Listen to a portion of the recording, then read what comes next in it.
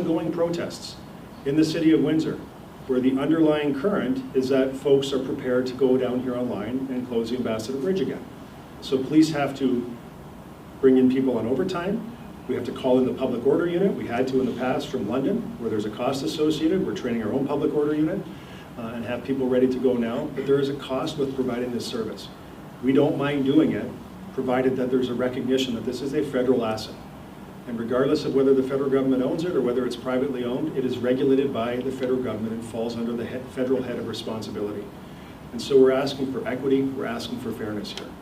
And we're prepared to go to court to seek that fairness and get that equity that we think we deserve for the non-payment of these fees related to the events in 2022. But unfortunately, again, we have a federal government who's become intransigent in their position, is not willing to deal with us fairly, and it affects the property taxpayers in the city of Windsor directly. And we just want fairness here. We provided an excellent response.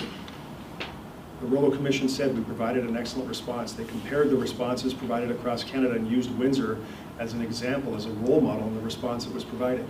There were decisions made where myself and the members of council behind us, people will remember all of those jersey barriers going up along here on Church Road.